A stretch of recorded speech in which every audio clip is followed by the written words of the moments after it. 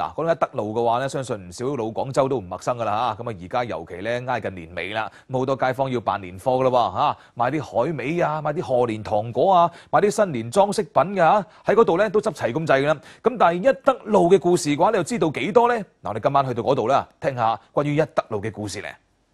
一德路係廣州最具規模嘅專業街，玩具、乾果、海味以及工藝品年銷售達到25億，銷售量佔到廣州嘅70%。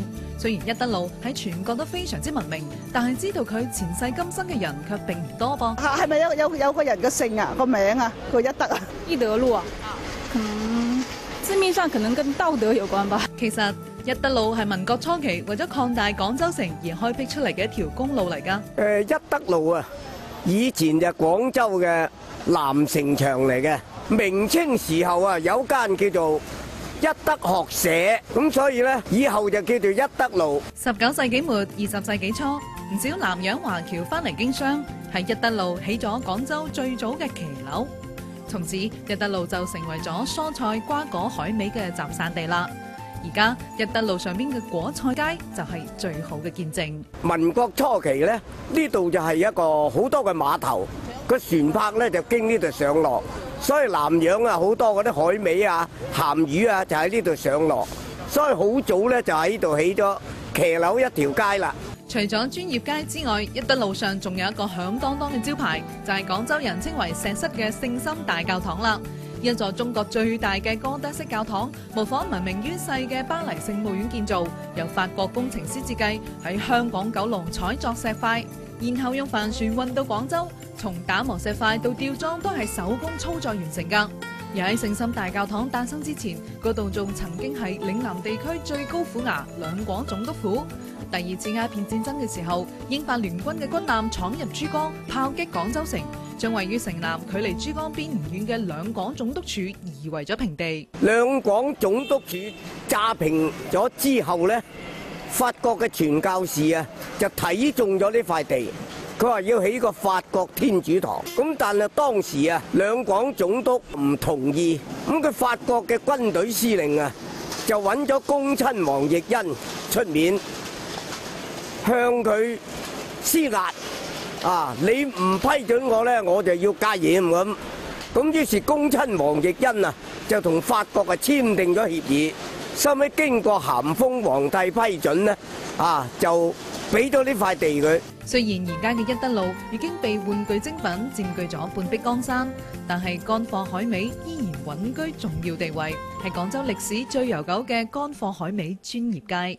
嗱咁啊，三言兩語咧就好難將一德路嘅故事啊全部講晒嘅。咁總之咧嚇，想了解更多嘅話咧，不妨自己咧去一德路行多幾轉，你係感受到噶啦嚇。好啦，咁啊講到文化咧，唔能夠唔提到呢個書同埋唱片啊。咁但係最近呢，以舊書同埋黑膠唱片著稱嘅廣州最具文藝氣息嘅二手物品市場，呢個麗康舊貨市場月底咧就要關門啦噃。咁唔少老廣感嘆就話：哎呀，有少一個淘寶嘅好去處啦。嗱，我哋今晚咧嚟話下一舊先咧。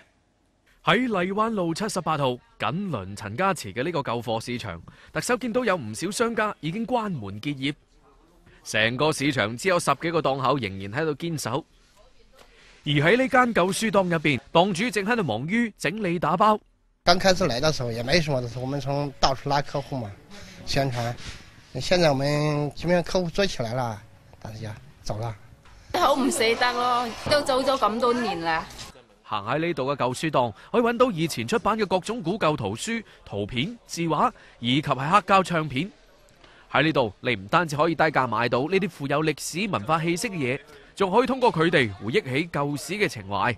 短呢啲鐵道遊擊隊呢，基本上我哋都係賣10到15蚊一本，因為依家係比較少噶啦，市面上。由於價錢係夠平啊，所以每日咧都有唔少書友前嚟淘書。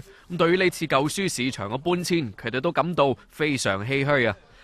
再來問說廣州有哪地方賣舊書？沒有了，以後再也沒有人告訴你賣舊書到哪去買了。在一個所謂打造一個什麼文化啊、文明啊這樣一個城市，這樣一個口號下，這確實有點遺憾。我覺得。不過書友亦都唔使太遺憾。咁特首了解到呢啲舊書檔咧，將會喺明年嘅1月份搬遷到芳村嘅另一個廣場。到時大家可以繼續嚟呢度尋書啦。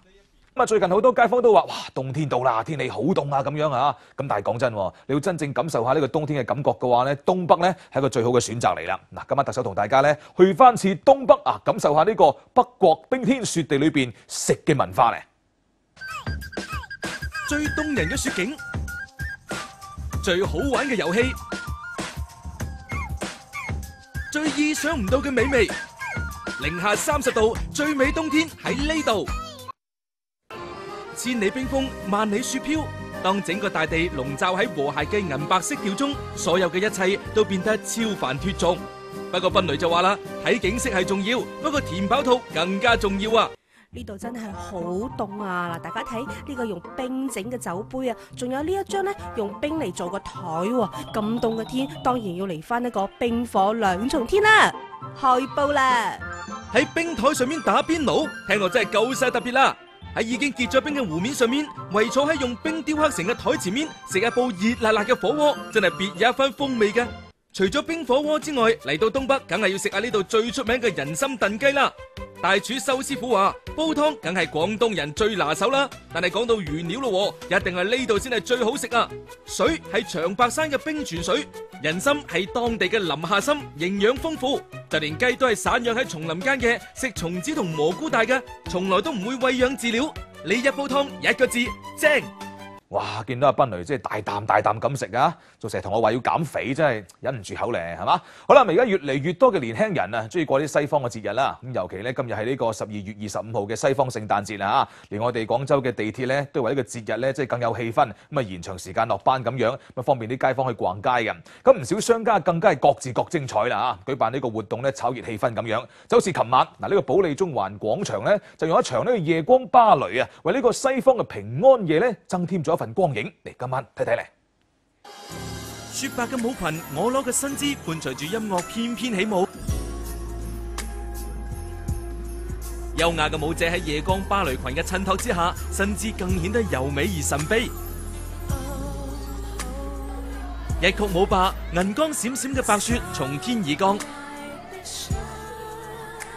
前嚟遊玩嘅街坊都大叫過癮啊！很好玩，第一次來這裡看雪，所以很興奮。